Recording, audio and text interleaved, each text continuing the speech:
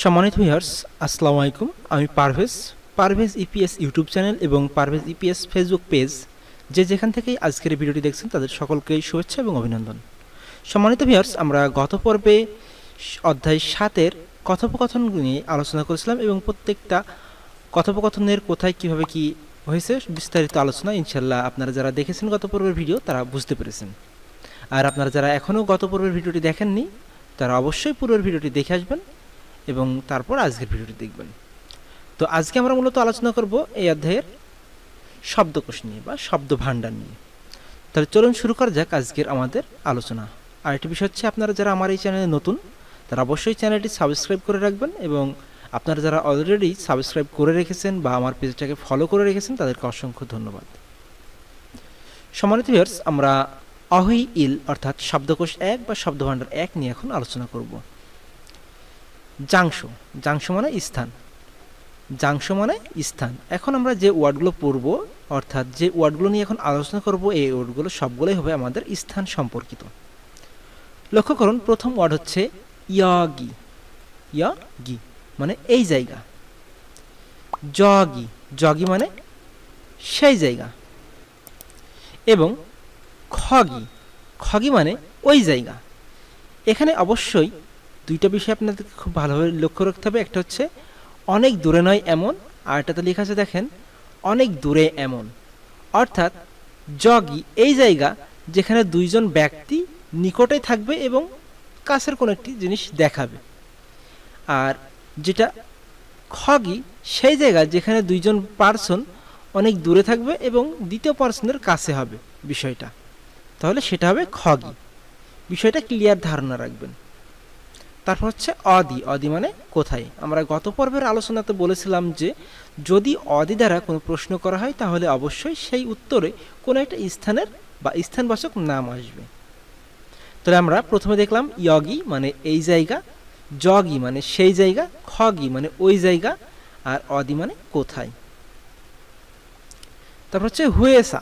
এখানে হচ্ছে হুয়েসা, হুইসা না, এটা হচ্ছে হুয়েসা। হুয়েসা মানে কোম্পানি। সামোসিল, সামোসিল মানে হচ্ছে অফিস, কক্ষ বা অফিস। তারপর হচ্ছে হোয়াজাংসিল, হোয়াজাংসিল মানে টয়লেট বা বাথরুম। সিকতাং, সিকতাং, সিকতাং মানে খাবার হোটেল বা রেস্টুরেন্ট। লক্ষ্য করুন এখানে বাসিম গিয়কের পর যেহেতু দিয়ত আসছে এই কারণে মূলত দিয়তটা সাং দিয়তের উচ্চারণ হবে, হয়ে যাচ্ছে আপনার সিকতাং। আপনি যদি বাসিমের নিয়মগুলো টোটাল না জানেন তাহলে অবশ্যই আমার চ্যানেলে বাসিম সম্পর্কিত বেশ কিছু ভিডিও রয়েছে, আপনি সেখান থেকে বাসিমের নিয়মগুলো শিখে আসতে পারেন। তাহলে আমরা এখন দেখলাম যে হইসা মানে কোম্পানি, সামোসিল মানে অফিস কক্ষ বা অফিস, হোয়াজাংসিল মানে টয়লেট, সিকতাং মানে রেস্টুরেন্ট।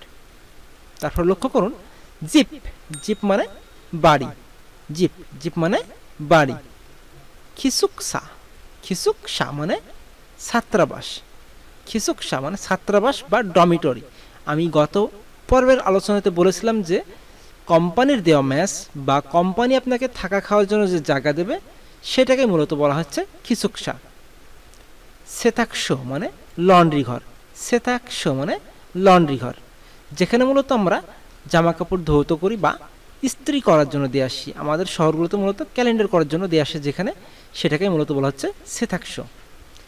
মিয়ংশিল মানে সেলুন বা বিউটি পার্লার, মূলত যেখান থেকে যে আপনি রূপচর্চা বা চুল কাটান সেটা হচ্ছে মূলত হচ্ছে আপনাদের মিয়ংশিল মানে সেলুন। সিজাং মানে বাজার, সিজাং মানে বাজার। মাথু মানে মাঠ, তাহলে সিজাং মানে বাজার, মাথু মানে মাঠ। ফিয়নুইজম, ফিয়নুইজম, ফিয়নুইজম মানে 24 ঘন্টা খোলা দোকান। সিউফা মার্কেট, তাহলে ফিয়নুইজম মানে হচ্ছে 24 ঘন্টা খোলা দোকান। আর সিউফা, লক্ষ্য করুন এখানে হচ্ছে সিউ আছে, তারপরে ফ মার্কেট। অনেকে আবার উচ্চারণ করেন যে সুপার মার্কেট, সুপার মার্কেট মানে সুপার মার্কেট না, সেটা হচ্ছে সিউফা মার্কেট মানে সুপার মার্কেট। তাহলে আমরা এখান থেকে যে ওয়ার্ডগুলো শিখলাম সেটা হচ্ছে ইয়গি মানে এই জায়গা, জগি মানে সেই জায়গা, খগি মানে ওই জায়গা। তবে খগি আর জগির ভেতরে যে পার্থক্যটা আছে সেটা ভালো করে খেয়াল রাখবেন। অদি মানে কোথায়, হোয়েসা মানে কোম্পানি, সামোসিল মানে অফিস, হোয়াজাংসিল মানে টয়লেট, সিকতাং মানে রেস্টুরেন্ট, জিপ মানে বাড়ি, খিসুকসা মানে ছাত্রাবাস বা ডমিটরি, সেতাকশো মানে হচ্ছে লন্ড্রি ঘর, তার হচ্ছে মিয়ংশিল মানে সেলুন, সিজাং মানে বাজার, মাথু মানে মাঠ, ফিয়ন উইজম মানে 24 ঘন্টা খোলা দোকান, সুপার মার্কেট মানে সুপার মার্কেট। সম্মানিত ভিউয়ার্স, আমরা এখন অহি ই অর্থাৎ শব্দকোষ বা শব্দভাণ্ডার 2 সম্পর্কে আলোচনা করব। এখানে মূলত আলোচ্য বিষয় হচ্ছে মূলগণ। আলোচ্য বিষয় হচ্ছে আমাদের মূলগণ, দ্রব্য বা বস্তু। দ্রব্য বা বস্তু, মূলগণ মানে মালামালও বলা হয়। তাহলে দ্রব্য বা বস্তু সম্পর্কে আমরা এখন আলোচনা করব। লক্ষ্য করুন, ইয়ল সোয়ে, এই উচ্চারণটা কিন্তু বারবার আপনাদেরকে লক্ষ্য করতে বলতেছি যে ইয়ল সোয়ে, এই যে এইটা উচ্চারণটা কিন্তু সোয়ে, সোয়ে ওয়ে, মূলত ওয়ে। তাহলে ইয়ল সোয়ে মানে চাবি, খাজক সাজিন মানে পারিবারিক ছবি, খাবাং মানে ব্যাগ, জিগাপ মানে মানি ব্যাগ বা টাকা রাখার ব্যাগ। লক্ষণীয় বিষয় হচ্ছে জিগপ, যেখানে গপ জি গপ, জি গিয়কটা নিচে। তাহলে আমরা দেখলাম যে জিগাপ মানে মানি ব্যাগ আর জিগপ মানে মূলত হচ্ছে পেশা। আমরা গত পর্বে যে আলোচনা করেছিলাম, এর আগে একটা ভিডিও আছে আমার পূর্বে, যে পেশা সম্পর্কিত ভিডিও, তো সেখানে মূলত লেখা আছে যে জিগপ আর এটা আছে জিগাপ। এইটা নিয়ে অনেকের কনফিউশন হয় এবং ভুল করে, তো আপনারা এটা অবশ্যই ভালোভাবে খেয়াল রাখবেন যে জিগাপ মানে মানি ব্যাগ আর জিগপ মানে পেশা। এখন আসেন ইয়াকুয়ান, এই উচ্চারণটা আপনার আমাদের এখানে আছে ইয়াগুয়ান, কিন্তু কোরিয়ানরা মূলত উচ্চারণ করে ইয়াকুয়ান, তাই আমাদেরকেও এটা উচ্চারণ করতে হবে ইয়াকুয়ান। তাহলে ইয়াকুয়ান মানে হচ্ছে পাসপোর্ট। উসান, উসান মানে ছাতা, বৃষ্টিতে ব্যবহার্য।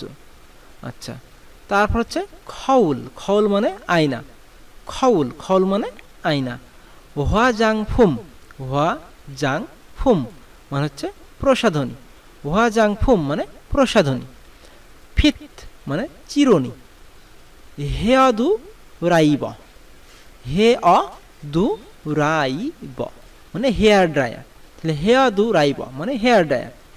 ফেগ্যা মানে বালিশ, ইবুল মানে কম্বল। তাহলে আমরা এখানে যে ওয়ার্ডগুলো শিখলাম সেগুলো মূলত হচ্ছে মূলগণ মানে দ্রব্য বা বস্তু, মূলগণ মানে মালামাল। তো এখানে যে ওয়ার্ডগুলো আছে তাহলে সেগুলো আরেকবার দেখি। ইয়লসোয়ে মানে চাবি, খাজক সাজিন মানে পারিবারিক ছবি, খাবাং মানে ব্যাগ, জিগাপ মানে মানি ব্যাগ, ইয়কুয়ান মানে পাসপোর্ট, উসান মানে ছাতা, খাউল মানে আয়না, হোয়াজাং ফুম মানে প্রসাধনী, ফিত মানে চিরনি, হেয়াদু রাইব মানে হেয়ার ড্রায়ার, ফেগা মানে বালিশ, ইবুল মানে কম্বল। সম্মানিত ভিউয়ার্স, আজকের আলোচনা আমরা এখানে শেষ করছি। আবারও দেখা হবে নতুন টপিক নিয়ে। সে পর্যন্ত ভালো থাকুন, সুস্থ থাকুন। আসসালামু আলাইকুম।